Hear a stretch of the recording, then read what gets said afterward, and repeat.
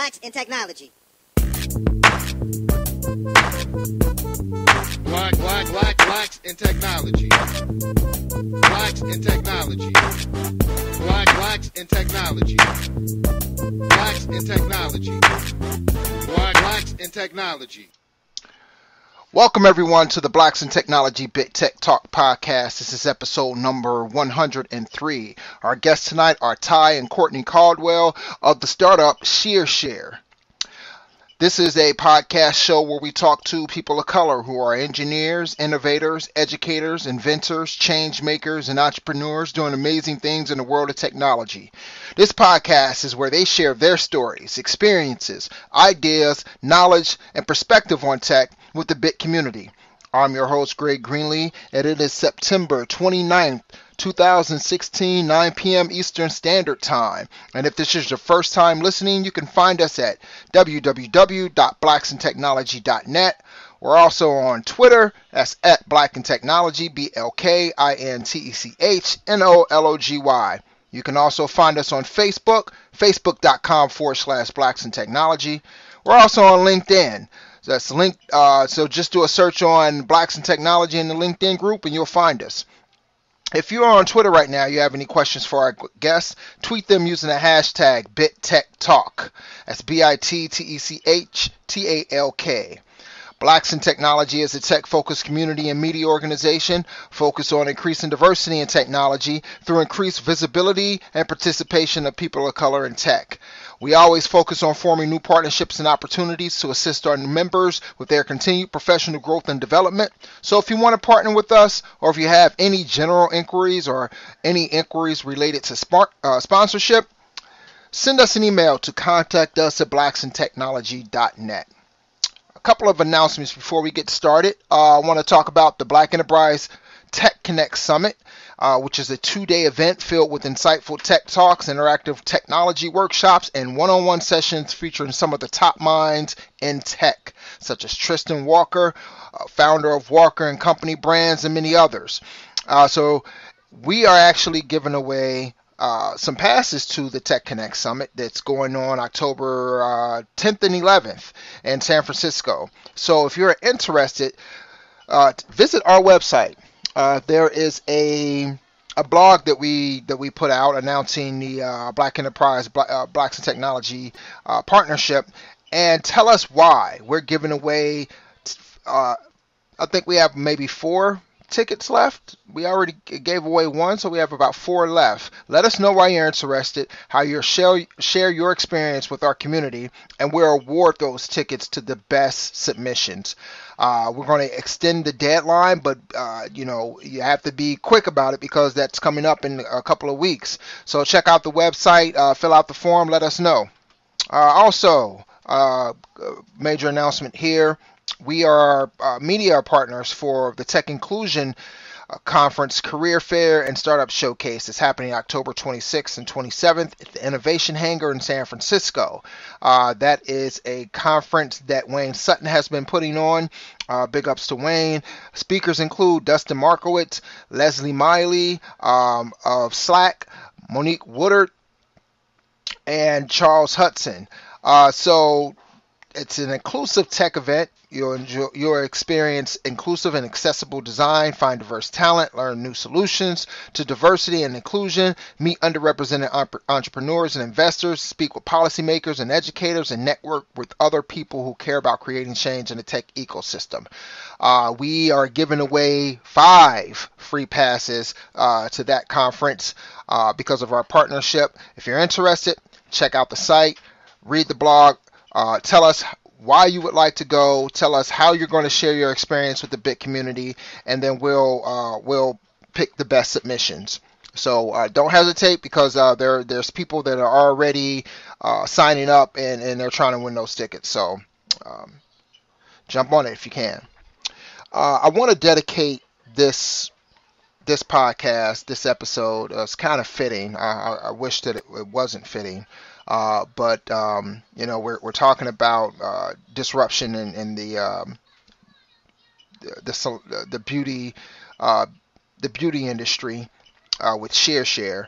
And a good friend of mine who was a celebrity barber and stylist, styled for people such as Bill Bellamy, Gary Owens, 50 Cent, passed away last Saturday in a tragic motorcycle accident.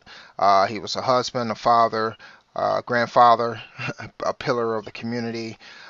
He styled for a lot of the pro athletes from the Cincinnati Bengals, Cincinnati Reds here.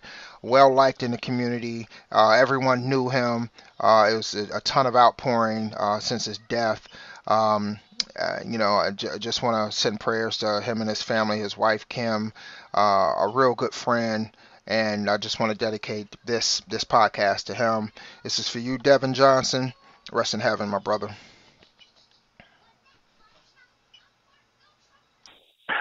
Okay, I want to go ahead and introduce our guest tonight.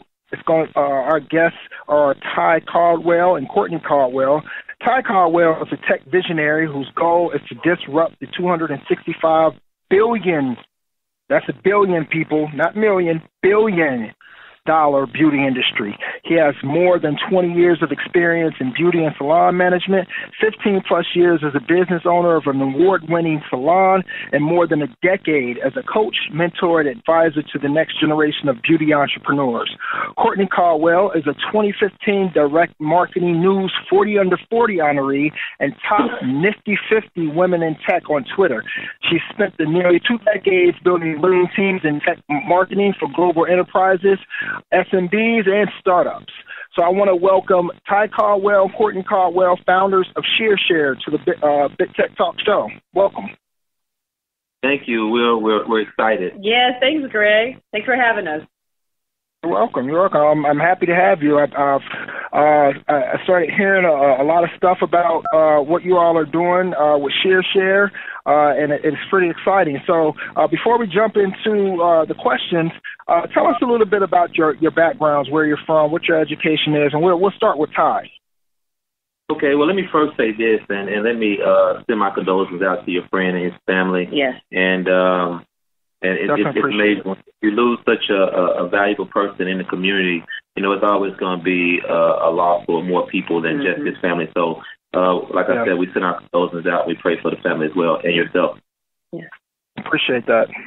And my background, man, it's kind of funny. I sit back and think about how young I am, and I've been in this industry for almost a quarter of a century.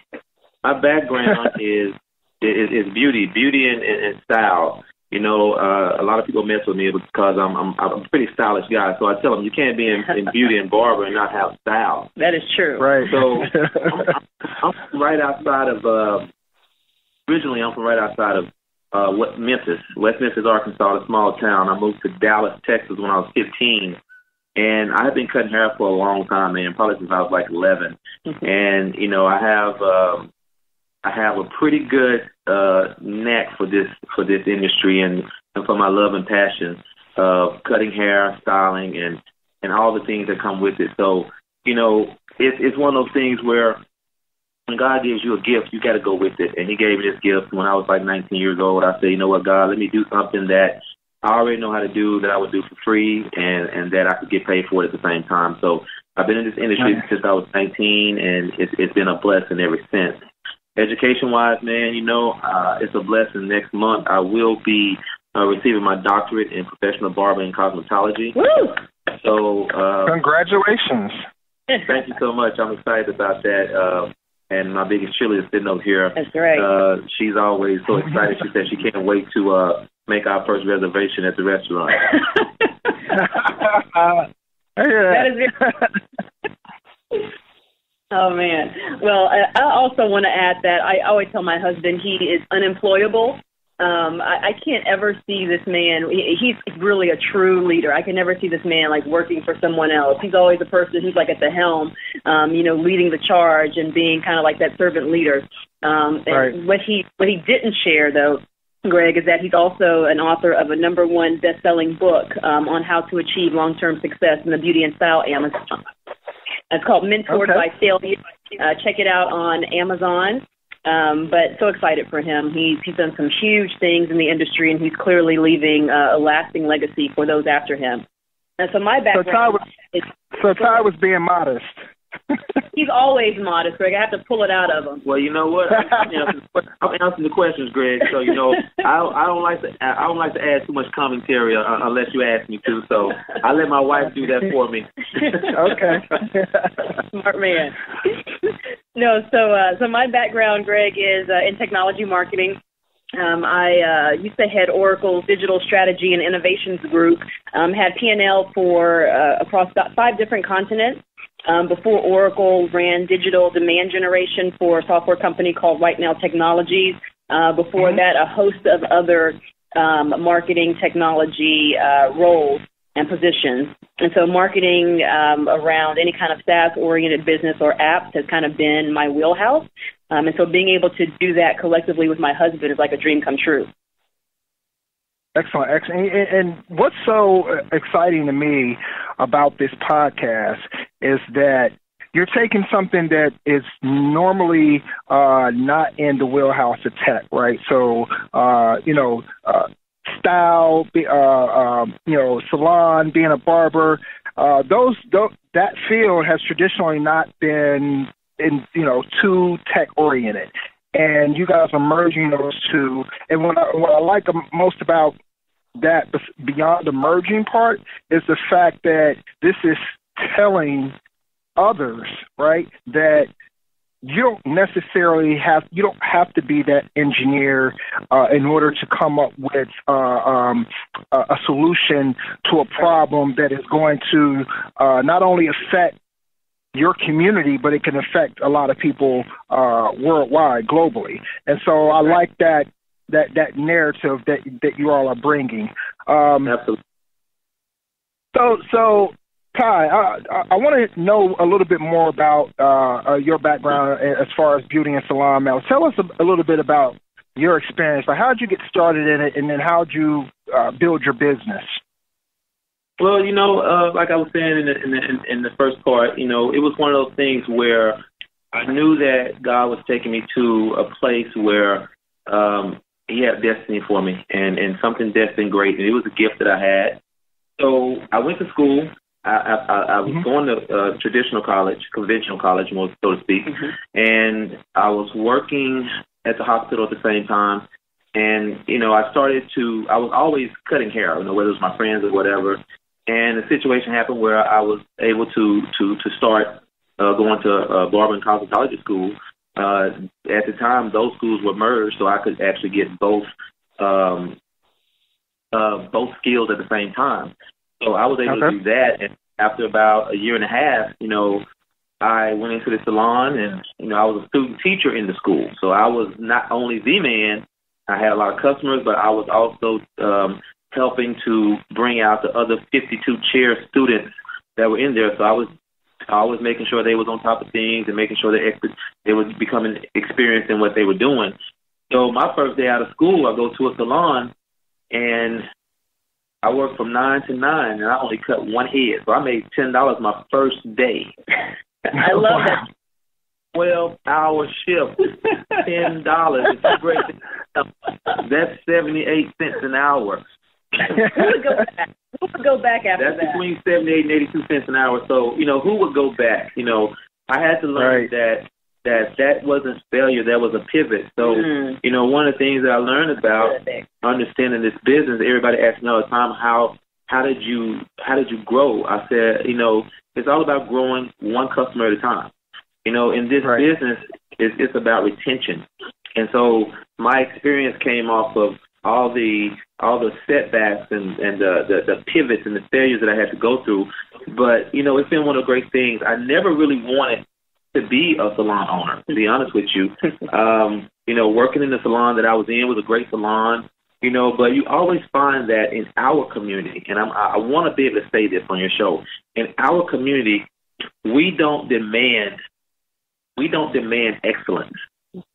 And I saw that we weren't, the salon that I was working in wasn't demanding excellence. So I said, in order for the customer to demand excellence, they got to be introduced to it. And sometimes changing the mindset and the mentality that our white counterparts already put in place, we need to do that too. So a lot of times when people say, well, why are you trying to be like them? No, I'm not trying to be like them. I'm trying to be like we are supposed to be. So my salon management came because I wanted to be a change agent. And that's how it all got started. Building my business was, you got to get rid of people. It's all about self-select. Anytime you do something that's going to be greater than yourself and that you can expose people to, the people that not supposed to be there will self-select themselves out, and they will cancel themselves out. So it was one of those situations where, being in this industry almost 25 years, salon management, going on to 16, it's one of those things where you learn as you go, but at the end of the day, you stick to your standards, and you give people what they want, because we know we want a haircut. We know we want to get our hair done, our wives, but in this day and age with parenting, you want to be able to put your kids in an atmosphere with single moms taking their boys to the barbershop. You want to be able to put them in an atmosphere where it's going to be conducive to their ears and to their mind and to their growth. Right. And even with men, you want to, if they're coming in there with their daughters, you want them to be able to say, you know what, I like where Daddy goes to get his haircut.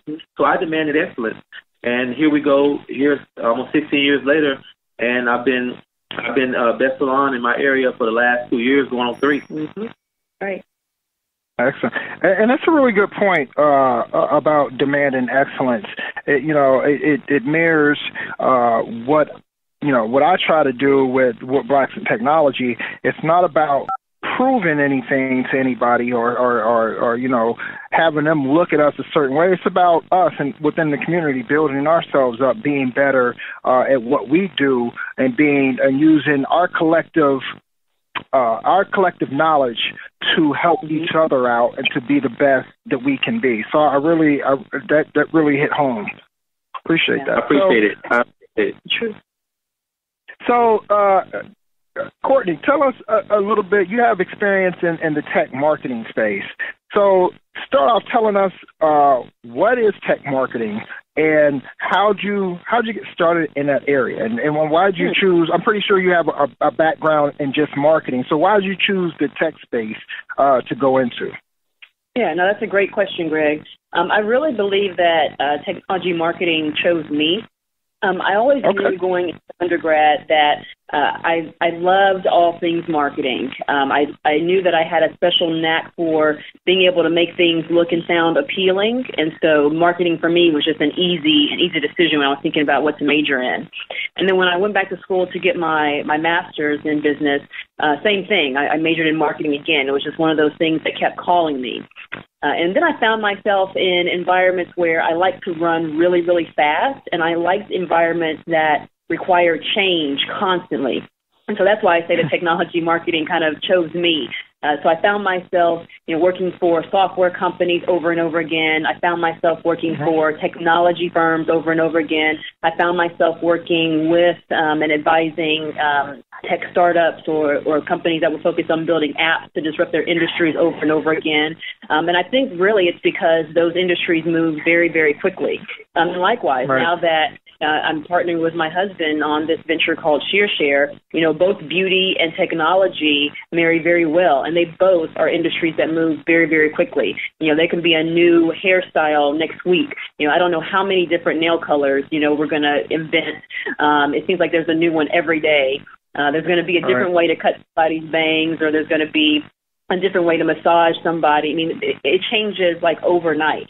And so I love that those two industries go hand in hand and they move very fast. So tell us a little bit more about ShearShare. Tell us what it is and what you all hope to accomplish with it.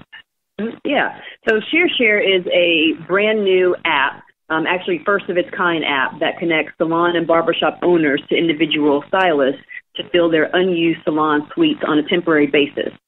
So we help owners, salon, spa, barbershop owners, fill their empty chairs. And on the flip side, we give licensed cosmetologists and barbers an opportunity to rent salon space on demand, or like we like to say, whenever, wherever. Somebody hunted us on Product Hunt, a great website that kind of showcases new innovative products and apps. This happened a couple of weeks ago, and we were given the nickname Hair B&B. I thought that was really cute.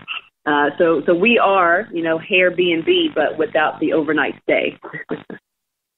Excellent. So, how did you all even come up with this idea? Like, what was the moment where you said, "Hey, there needs to be an app for this"? You know what, Greg? Let me tell you this story, and it's amazing that if you just pay attention to what God is doing in your life, He'll throw some stuff at you that will amaze you. So I expanded my salon bigger than what it is now, bigger than what it was before, and I was rebranding. So I added some tweaks on one side. I took over this other insurance company, so I gutted it out, added some tweaks, and I had a whole open concept, and then I had my tweaks. So over the course of the time that I spent all this money to get those tweaks, for the first 6 months to a year, I had nobody wanting to work on a contractual basis or for a long-term period, so to speak. But I had so many people calling me saying, "Hey, you know what, Ty? You know what? I'm coming in town, or I live on the other side of town. I just want to use your spot because it's so nice for a couple of days. I have clients out there." And I was like, I didn't know what to say. So I went home and, I told them to call me the next day, and I let them know. I went home and told my wife, I was like, there's these people calling me wanting to use my spot for a couple of days, maybe Friday and Saturday, maybe a Tuesday. And I said, we don't do that in this industry. We don't borrow our space out, because once you get out of school in this industry, because it's such an old, antiquated industry and a system, and once you get out of school, you find a salon, make it your home, and build from there. That's how it's been for years. But having someone wanting to come and rent your space, you don't know them, for a couple of days, and not knowing if they're going to be legitimate, licensed and all, it was just unheard of. So I talked to my wife about it. We were just having a pillow talk one night. I said, I'm going to try it. So I tried it out with this one young lady. Met with her. She loved it. And I had to throw a price out there because it had never been done before. So I said, okay, this is the price I charge per day. She was like, great. I want it for 2 days. I want to get it for 2 days. And it worked. And then other people calling me on the other side of town who had left my side of town, moving into a new house or changing schools for their kids, and say, you know what, I'm leaving my clients. They would say, you know what, I left my clients. Can I rent your space and come and do about 10 or 12 of my clients over the course of a day or two? And it happened over and over again. I told my wife, I said, you know what, I think we got something here. I don't think I'm the only one in this space having this problem. And so that's how it came up. It was an aha moment. And I was like, wow. And so we were literally sitting back, and we was actually flying out of town. I called a friend of mine, and I told her the whole situation. And she said she was sitting at her desk in her office, and she said when I told her the idea about what I wanted to do, she literally said she almost jumped out of her seat and her head hit the ceiling because she thought it was an awesome idea. And that's how it came up. Yeah, and I'll say this too, Greg. So that was like the genesis, right? I mean, because this was literally a problem that we were trying to solve for ourselves. And so before we even thought about creating an app, we said, well, let's help other stylists in other cities do the same thing. And so we were matching people manually before we even thought about building out ShearShare into what it is today. So we were calling salons up, using a virtual, Rolodex, if you will, and saying, hey, we have somebody coming in town from this city. They're a celebrity stylist, or, they're all licensed. They just need a place to be able to work. Would you be willing to lease an extra chair that's lying dormant right now by the day? I mean, and that's an easy sell to a salon or barbershop owner, right? Because they'd rather make some money on the chair than no money. And no money. Yeah, and that kept happening. And we said, well, we can't continue to scale this thing calling manually. I bet there's got to be a way that we can create an app that will systematize this. And first we searched because we thought, well, maybe there's something out there already. Because usually when you think of a great idea, like there are a million people out there who are already thinking about that great idea. Right. We said, why can't we find anything? The apps that we were finding for beauty, they were either like scheduling apps, which is great because people in the industry need those, or it would be a social sharing app where the end user or the salon provider beauty professional rather would go to the end user. So like you can get your nails done at home or you can get your hair done at the office. But nobody was thinking about this B2B aspect. I mean, this is such a finite niche, but it is a huge market opportunity. And so we said, well, gosh, it doesn't exist. Why don't we create it? And here we are today. So that actually answers the question that I had coming up. What did you use to prototype your app? And here's proof for all those people out there, all the entrepreneurs and people that are dreaming to have their own startup, that you don't necessarily have to have tech to start it out, right? You don't need to have a full-blown app in order to prototype your idea. And they're definitely living proof that you don't have to do that. I had a friend who wanted to go straight into developing this app, without prototyping, without doing it. I'm like, hey, before you go throw money into it, why don't you try prototyping it first and seeing whether or not people will even pay for this.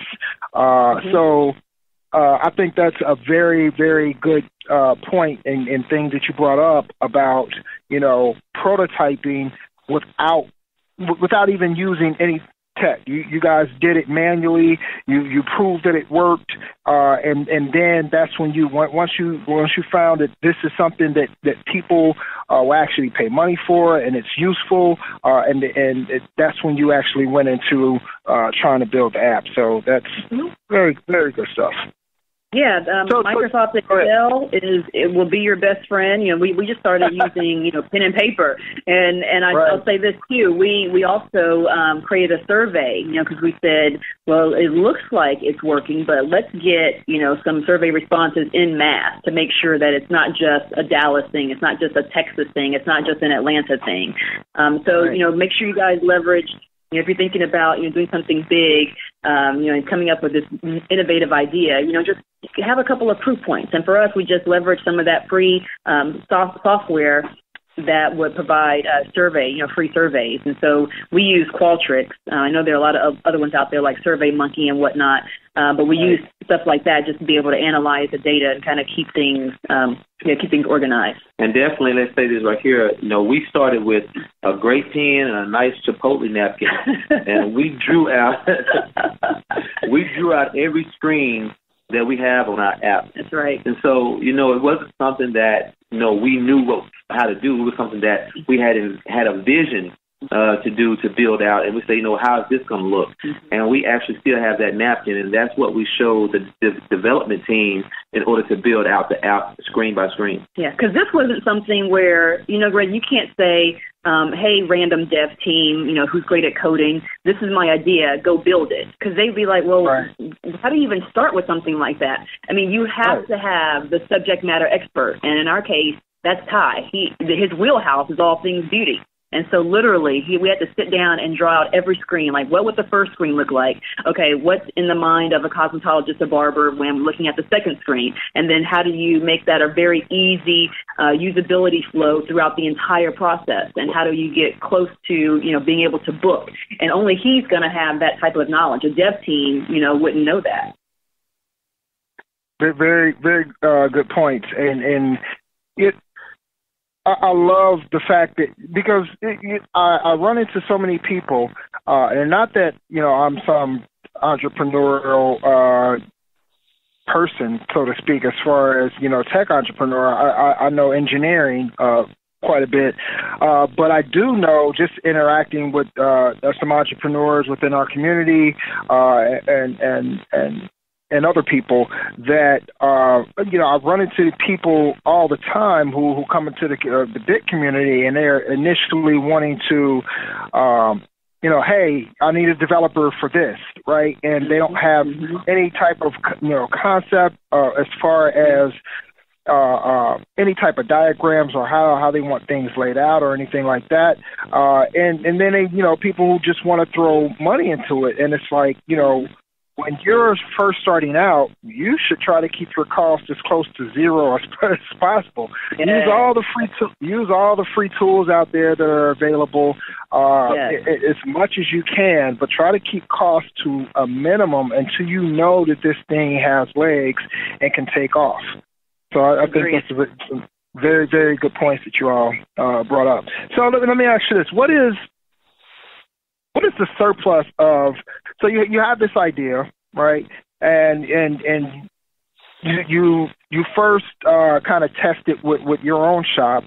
Then you start doing it for other shops. So what did you find as far as what's the surplus of salon suites and stations in the United States, and kind of how did you measure that to find this niche for your application? Mm-hmm. Well, it's amazing. It's a lot of salons out here. It's over 1 million, stylists and barbers out here, and it's 19,000 cities. Mm-hmm. And so most of the salons have 1 to 3 chairs open. So use that number and say there's 3 million spaces at any given time. Yeah. So that's how we looked at it from the beginning. Mm-hmm. Okay. There's always going to be a surplus. I mean, salons and barbershops are opening up at a rapid rate. When you look at how fast this industry is growing, we're outpacing the private sector. So people going into work at software companies like I did. The beauty industry is outpacing those folks. And so, like Tye said, just looking at the U.S. alone, over 1 million salons, spas, and barbershops in the United States, and then couple that with these independent beauticians and barbers that are trying to find space to work, and you have a match made in heaven, because there's no one else thinking about serving this B2B niche, right? Being able to help those who need to find space to work actually find professional salon and barbershop space to operate out of. Because right now, I had to go do a celebrity wedding in New Orleans. This was before we even thought about ShearShare, probably about 8 years ago. And the guy was a professional football player, and I was in New Orleans at the JW, and he had a room with all his guys over at the Hilton. So I went from my hotel to his hotel, had 9 guys and kids waiting on me, and it was a terrible experience. In the salon, you need lighting. You need great lighting. You need a mirror. The mirror finds all the demarcations. The naked eye can't show you what the mirror can show you. Mm-hmm. You also need that chair, that swivel chair where you can turn, where I can stand in one spot and move the chair instead of moving my body. Right. I need to be able to lift my clients. I need to have an atmosphere that's conducive for me, and that was a terrible experience. So just think about all the people that's traveling now and going into hotels, going into someone's house, sticking their head over the kitchen sink or in the bathtub, whatever it may be, and not able to really give their best result because the atmosphere is not conducive to their skill set. Mm-hmm. And then what do you say, Babe? If you're a kitchen stylist, as we call them, then what happens with your prices? If you're a kitchen stylist, anything like that, you have to bring your prices down. So anytime you're doing you bring your prices down anywhere from $25 to $45 because most people aren't going to let you come in their house, charge them all this money, using their electricity, their water, and you are licensed.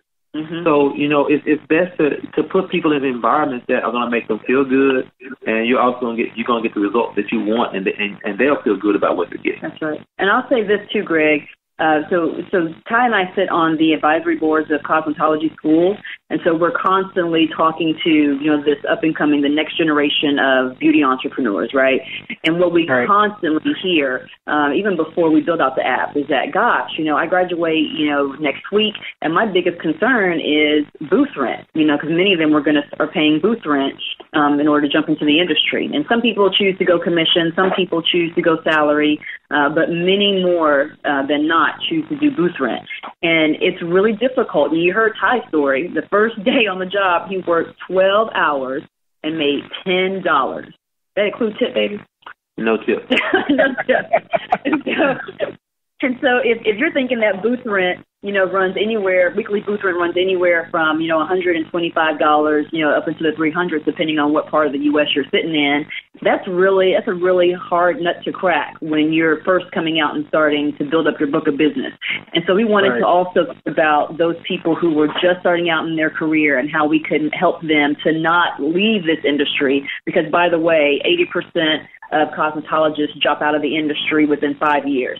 And really it's due to financial resources. I know. And so we wanted to completely flip that number on its head. And so being able to give them now the opportunity to rent salon space by the day, I mean, just think about that. They can literally build their book of business one client at a time, one day at a time, a couple of days at a time. It gives them a different out, a different opportunity for them that didn't exist before. Amazing. Definitely, you all definitely sound like that. You're tackling a problem that has been prevalent when it comes to hair salons and barbershops for quite a while. So I definitely, you guys are doing it. I love it. So let me ask you this. It sounds like that you guys have the ShearShare app already out there. So what are you doing to market to potential end users, salon owners, potential stylists that are looking to fill the unused space? Yeah. So we officially launched on the Google Play Store February 21st this year. And then we built out the Apple version June 21st and launched on the App Store June 21st. And today, believe it or not, we have listings in 242 cities and 11 countries, which boggles my mind even today. And so how we've gotten those people to date has been via social media. It's amazing. The beauty industry is such a family-oriented community. There's more community than there is competition. And so when one salon owner would sign up, they would tell a friend of theirs down the street to sign up. They didn't feel like there was any kind of, having one leg above, their competitor down the street. And then same with the stylist. So they want to tell and want to be able to share with their comrades, hey, there's this new app out there that's going to allow you to make more money, keep more of your money, and build up your book of business, by renting salon space on demand. And so it's really grown by word of mouth and social media. Nice, very nice. And so, you can always run into the problem of, of a salon owner, for instance, getting a bad stylist or somebody, that they bump heads with. So, anything from personality to whether or not that person's skill level is actually there that fits in that particular salon or barbershop. How do you all, how does the app handle kind of vetting that all out?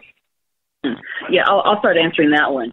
Yeah, so even to use the ShearShare app, you have to put in, some information, right? Like a picture of yourself, first name, last name, and your license number, because we're only sending licensed cosmetologists and licensed barbers to these professional salon and barbershop environments. On the flip side, how we vet the salon owners, that we've been pretty picky with who we've allowed to list on the app today. So in future iterations of ShearShare, you'll be able to, if you're a salon owner, be able to go into the app and take a picture of your space and be able to list it by yourself. But today, we opened up the floodgates just for the users on purpose, so that when we had someone interested in listing with ShearShare, we could, have a conversation with them, talk about how long they've been in the business, tell us what your biggest issues are, how do you see ShearShare being able to help that?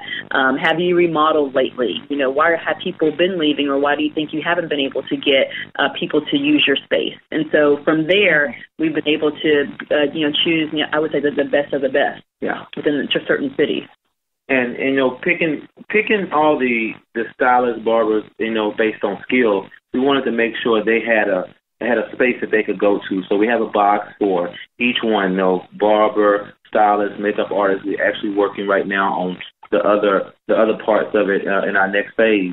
And personality, we allow them to tell a little blurb about themselves, anything that they want the salon owner to know when the salon owner clicks on their face. So it gives them actually some real information based on their skill set. So that's one of the things that we like about it the most, and we're also adding other features that can help the communication part, so that they can actually have some real conversation about each other before everything happens. Reaching up, yeah. We're building out a direct message feature within the app, and then we'll be asking questions like how many years have you been a licensed barber or cosmetologist? So this way, the salon, and that's been direct feedback, by the way, from our salon owners, that they've asked those questions specifically over and over again. And so we said, okay, now we need to start putting money into the app that will give them those answers without us having to do it manually. So will we also see maybe some type of a rating system in it, or is that already built into the app now? That we actually have not 5 stars but 5 sheer rating right now. So that's what we work. Yeah, you'll see that being built out soon. You must be reading our mind, Greg. Yeah, definitely. I mean, it makes sense, right? I mean, you have these stylists and these barbers and people have these experiences, and it makes sense to just rate them so that another person or another potential salon owner knows what they're getting into, pretty much. Yeah, definitely. Let me say this right here. I want to say this. The beauty and style industry, for such a long time, and let me be very, very, forward with this, was a dumbed down industry for so long. When you told your parents, I don't want to go to college, I want to be a hairstylist, or I want to be a barber, they would look at you sideways. Like, what? Yeah. And I was recently in Chicago. Me and my wife went down there for our anniversary, and my mentor, who was my uncle, is in Chicago, and he was introducing me to some people in the community of Chatham on the South Side, because he's a big pillar to that community. And one of the ways he described me was, this is my family tie, and what has been a dead end industry for people in this space, he has taken it to a whole nother level. And that's literally what they called it back in probably 50, 60 years ago. It was a dead end space. Anytime you were doing something that was a skill like that, maybe, let's say something, he's actually a tailor, those were things that, you can only go so far. Now, barbers, stylists, makeup artists, they're like rock stars. Oh, yeah. And they're celebrities in their own right. So a lot of times when you see all these celebrities on TV cutting these other, actors and ball players, they're on the same level almost, because he needs them or she needs them, and just like they need that person. So it becomes a two-tier system where everybody has to respect one another, and this industry is not dumbed down like it used to be. So, we have really taken this thing to the next level, not to another level, but to the next level, almost paradigm. And when I think about, the places that we traveled to, Greg, like I always think about this one barbershop that we walked into when we were in Tokyo. Oh, my goodness. I mean, that was worth what? The one chair was worth $1 million? We went in this one salon, and it was an older lady. I think it was his grandmother, and it was the young man. And it was a salon. Right. It was a barbershop, and it was only 2 chairs. Everything was electric. You sit down, the chair do the rest. And I asked him as best I could in my English language. And your broken Japanese. And my broken Japanese. I said, how much does this cost? And I had to do a lot of finger pointing and all of that. He told me the number, and I put the 2 numbers together for the chair and the other part of the station. It was over $1 million. But see, what we don't realize sitting here in the bubble that is America, when you leave this beautiful country, as wonderful as it is, and you go to places like Japan, you go to places like Australia, you go to places like even India, those people who are in the beauty industry are held in such high regard. I'm sure there are many, many reasons for that, but I just think of one, being an outsider kind of looking in, right, is that the beauty industry is one of the few that literally touches everybody, like with their hands, and so there's like a healing aspect. There's when you get out of your stylist chair, you feel better. You're like, man, I can take over the world. I look great. And it's funny because I just left my salon probably an hour before we got on this, and my stylist, my client, flew in from Seattle on his way to Alabama just to see me before he go to Alabama. Got to get right. Got to get right. Got to get him right. Got to. But when you leave the U.S., it's amazing how, I mean, it's almost like people roll out the red carpet when, you know, they hear that you are a cosmetologist or a barber. And we're finally starting to see that kind of trend hit the States now where, like Ty said, you know, almost like you have a following. You know, those really good stylists out there, you know, when you say celebrity stylist, people are like, oh, man, I want to get my hair cut by him or get my hair done by her. So it's been pretty cool to see that kind of shift.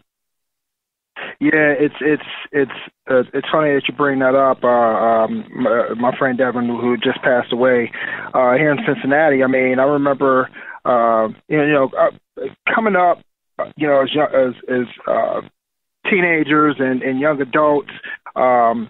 You know, it's funny. He always had this flair, you know, about him. He always had, you know, the quote unquote this swag. Real nice dresser. And things like that. But at the time, he was, you know, he was really into hip hop, and he was a dancer. And so, you know, everybody in our crew thought that he would be a dancer, right? That he would do something big in dancing, because hands down, he was probably the best dancer in Cincinnati that I knew of. And so, when he didn't become a dancer and he became a barber, I think it kind of threw everybody for a loop. Like, hey, you know, why are you cutting hair? But it goes back to what you were saying about, you know, how people are especially barbers and hairdressers. Do they call them? What's the appropriate word for them now? Okay. Got you. You know, and you don't revere them the same way that, you know, other countries do. And so I think that same thing, people kind of looked at him like that. But over the years, I mean, he built himself up to be so big, especially within the city. I mean, he does a lot of the professional athletes, you know, styling and hair, you know, from the Bengals to the Cincinnati Reds players. You know, then, you know, he got with Bill Bellamy, and he was on tour with Bill Bellamy and all his comedian friends, and then Gary Owen. I know he did some stuff for 50. But so my point is that, you know, you're absolutely right. And it's just amazing to see, you know, his ascension, you know, going from not being as revered to you know, being looked at as, oh man, that's the guy right there. That's the person you want to go to. And you know, anybody who was new to the city that I ran across, I said, hey, you know, if you need to get your hair cut, this is the person you need to go to. You might have trouble, you know, booking some time with him because he's busy, right. but he's the person that you want to talk to. Absolutely. Yeah. That's really what it's all about, and that's how it is for me. So I understand. I mean, people see their hairstylists and their barbers more than they see their doctors. You know, we see these people, you know, sometimes on a weekly basis. I can't tell you the last time, like, I guess, well, a dentist, you see them, twice a year? Twice a year. You don't see lawyers every week. You don't see doctors every week. I mean, literally, this is an industry. I hope you don't see lawyers every week. Yeah, I hope we don't see lawyers every week. That's right. But, you know, it's so funny that everybody says, no, what do you want to grow up? What do you want to be when you grow up? I want to be a doctor, I want to be a lawyer. And you have to have multiple clients to receive, you know, even though you get your degree, you still have to have multiple clients to just get that money. Mm-hmm. I have the same retention clients over the last 20 years. I have about 45% of my retention clients week to week for the last 18 to 20 years. Yeah, crazy. Wow. Yeah. Wow. People are going to come back. They get their haircut every day. I mean, you know, I get my nails every other week. I mean, it's a consistent business. It's never going to go anywhere. Right. So recently, you all won TechCo Startup of the Year. So congratulations for that. So tell us a little bit about, you know, that experience. What was that like? You know, that was an experience that we still floating a little bit. Yeah, you know, it's been a whirlwind. After winning, because it's been a whirlwind. But you know, when it first started, we was one of 1,000 applicants. And we pitched in San Fran, and we made it to the 50 finalists. So we had to go out to San Jose and pitch again in front of venture capitalists, CEOs, you know, and a live audience. And so the next day they were going to bring it down to the final 5, and it was so rewarding that we made it to the final 5. We actually looked at that as a win. Yeah, we were just happy to be in the final 5. So that was a great experience for us to make it to the final 5. Yeah. It's still surreal. Wow. It's still surreal when they. So if I think back to the top 5 and the types of companies, so it was like a company that allowed you to like share housing, right? There was a company that would allow employers to give student loans as a benefit, student loan payments or payoffs as a benefit, in addition to like vacations and 401k. Yeah, I thought that was really interesting. There was a company that did something with ads, and another one that did something really cool with marketing content calendars. And so we're the only beauty tech company hitting the stage, and it was so rewarding when they announced that for us that we were the TechCo Startup of the Year for 2016. Just being able to pay it forward to the beauty industry in general. We're helping people every day be able to live out their passion and their dream, and we just couldn't be happier. So, I mean, I'm guessing that you all had a remarkable pitch. So how did you all prepare for that? Like, who did the majority of the writing, and how did you all? I seen a little bit of the video. I didn't get to watch the whole entire thing yet. Just tell us a little bit about your preparation around that. Sure. Well, after we did rock, paper, scissors to figure out who was going to speak, Tye holed us up into this one room, and we have this little process that we go through. So the process is, we're going to always have the right music. Yeah. So we went and found this room, and it was a big room, and we sat down, we read our directions on how we're going to do this pitch, put the right music on, get our hype music going, and I knew that she was going to be speaking, so I had to make sure that I set the stance for her to be prepared for any questions that they were going to ask, and kind of make it to where it was going to be an open audience. So give her all the things that will make her comfortable. And we do this, with any time we're going to do a pitch or anytime we're going to do a speaking engagement. So we always have to do that to make sure that we're ready.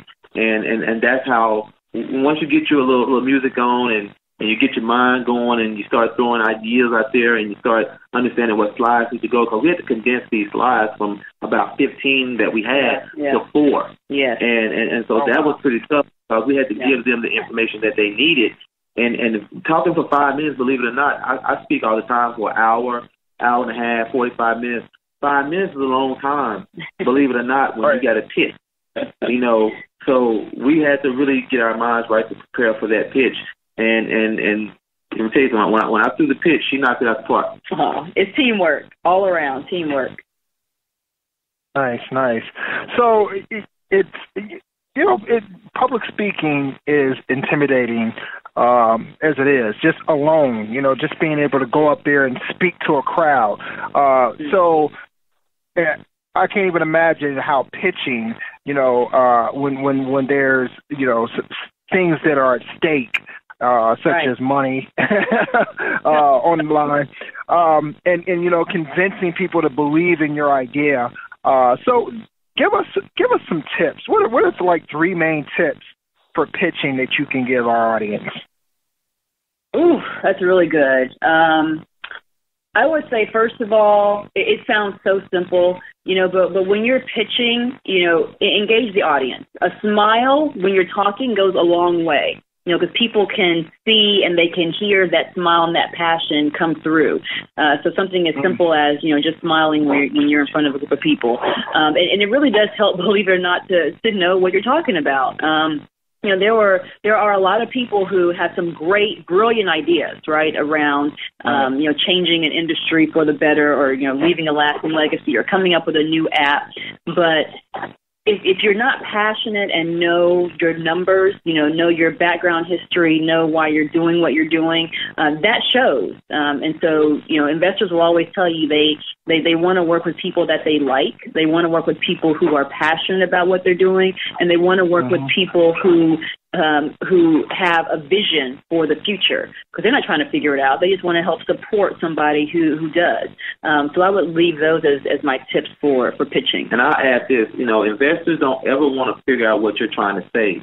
You need to know what you're saying, say it, say it again, and when you get to the end, say it again. That's good. Because at the end of the day, your personality is going to carry you, but your information is going to bring them in. Mm-hmm. So sometimes people will believe in your pitch. Sometimes won't believe in your pitch and the information you're saying, but they'll believe in you. And sometimes they'll want to sit down later on and say, hey, you know what? I understood some of the things you were saying, but I like you as a person, I like your energy. Can we sit down and talk a little bit more about it? You have to be able to give them something right then so that can draw them to you. Yeah, that's good, eh? Excellent advice. So that's good advice.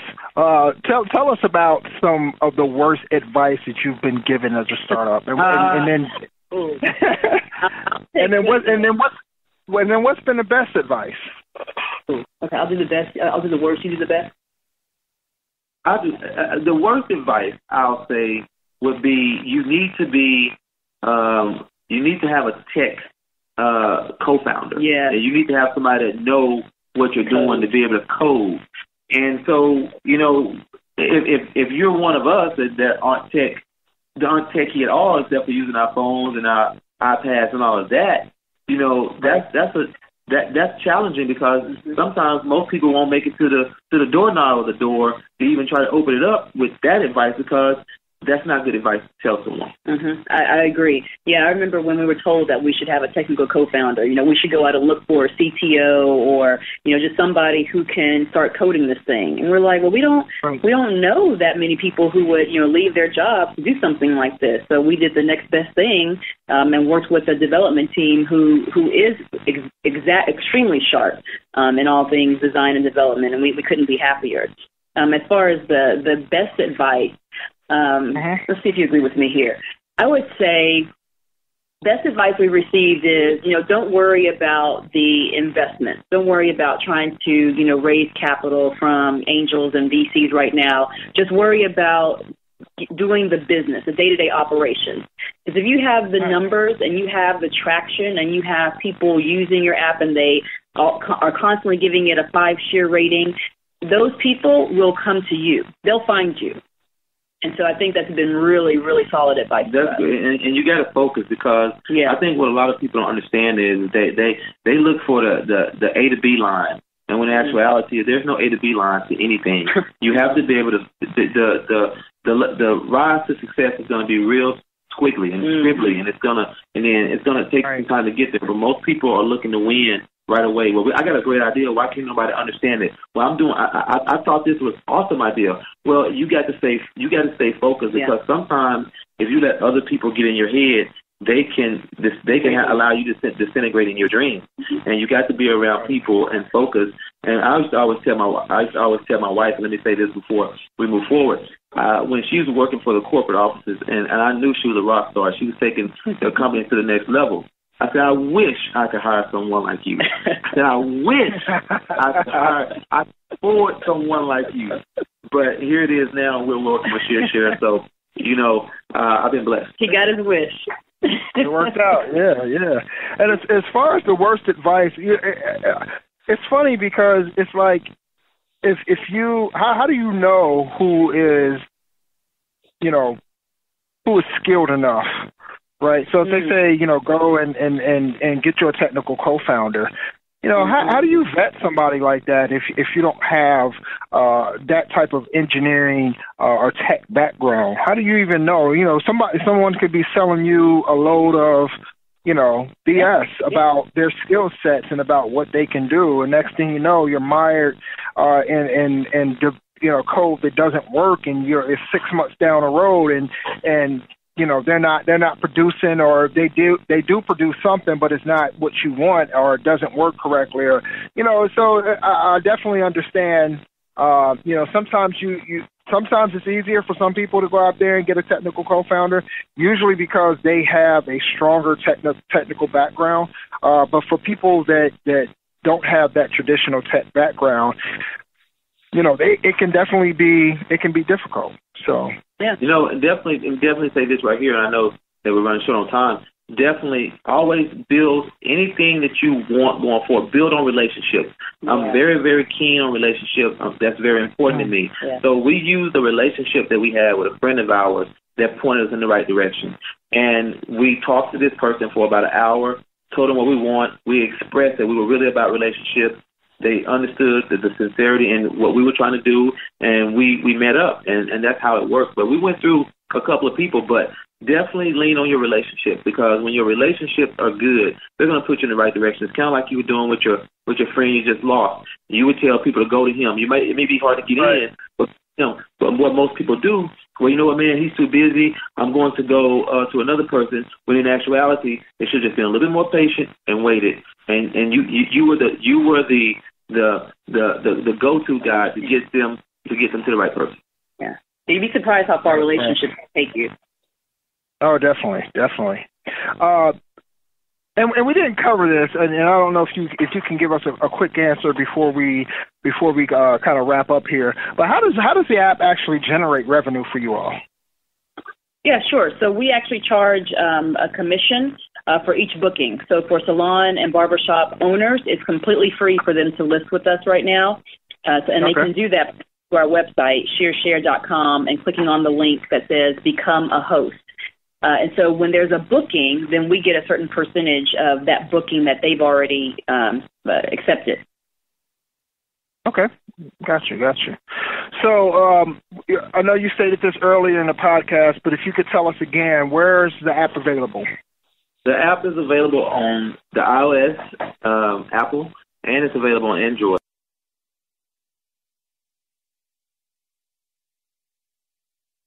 That because most apps, when they come out, they only designate their apps to one phone, and we didn't want to do that. Mm-hmm. Yeah, and people can get to it easily if they just go to ShearShare.com. There are two big buttons on the page that allow them to go to either the Google Play Store and get it directly, or go directly to the App Store download. Excellent. And what's next for ShearShare? What can we see next? Well, I think our goal is big enough, and that's to be able to provide these 1 million plus, beauty professionals and barbering professionals with an easy way to find space to work. So that's a big enough nut that we're trying to crack for the industry. But in the future, we want to make sure that we can do this not just for those in the States, but literally worldwide, so that people can rent salon space whenever, wherever. And educating them on it as well. Adding to what Courtney's saying, educating them on why they're able to do this and why they need to do this. Because when a system is antiquated, you need to change it up a little bit. And there's so many people leaving the industry because they can't afford to live in this industry off a little bit of money, working as a person who's getting commission. But they also want to work on their own as a contractor, and they can't afford that. But you give them the opportunity to work in a space by the day, that'll give them hope that they can actually have a successful career and future in this business. Yeah. So that's why we did for ShearShare, just giving people the opportunity to grow and not micromanage anyone, giving them the opportunity to be a boss within themselves. That's good. Excellent. And last but not least, tell us how people can follow you on Twitter. Tell us, give us the URL for your site. Sure. So www.ShearShare.com. It's always one word. We're available on Twitter, Facebook, LinkedIn, Instagram, and it's always just ShearShare. Believe it or not, nobody had that name before we did. So. Very, very catchy name and very fitting. So thank you. Excellent. So Tye and Courtney, I definitely want to thank you both for being guests on the Big Tech Talk podcast. I wish both of you much success. Definitely wish ShearShare success. It seems like you all are heading in the right direction. And keep in touch. Drop us a note. Let us know how you all are doing with the company. We sure will. And I'll make sure that I do the same. Thank you, Greg. Thank you for having us. It's been fun. It has been awesome, man. We appreciate what you're doing and continue to be a staple to get these young people out here and to let them know also that even though they're building, never forget the characteristics that come along with building. making sure they're focused and being consistent, and always creating a good brand for themselves. So if they pick up my book, Mentor by Failure, I teach those things. A very easy read, big words, so they just need to go in there and understand that even though you can become successful, you still need to have those characteristics to become the building blocks to become a greater you. Mm-hmm. Good. And real quick, now that, since you mentioned that, how can people pick up the book? Where can they go and get it? They can pick up the book on Amazon, or they can reach us and get a signed copy. Amazon is the #1 bestseller, Mentor by Failure, Tye Caldwell. Or they can reach us and we can send them a site where they can buy the book, and we'll mail it to them. Excellent. Well, thank you both. Wish you all a good night, and like I said, much success. Thank you so much. Have a great one. Take care. You too. Take care. And that is it for this episode of the Blacks in Technology Big Tech Talk podcast. I definitely enjoyed our guests, Tye and Courtney Caldwell, and they let us, hear their story about ShearShare. And I'm hoping that you all enjoyed it as well. So if you like what you heard tonight, you want to let us know. You have any suggestions or comments, email them to us at contactus@blacksintechnology.net. Give us some suggestions on how to improve. Like who, if there's suggestions out there of someone you would like to hear or have appear on the Big Tech Talk podcast, let us know. We definitely are open to suggestions. Again, I definitely want to say this before I get off here. Dedicate this to my man, Devin Johnson, passed away in a motorcycle accident. This one's for you, Dev. Rest in peace, man. Blacks in Technology. Blacks in Technology. Blacks in Technology. Blacks in Technology. Blacks in Technology. Blacks in Technology.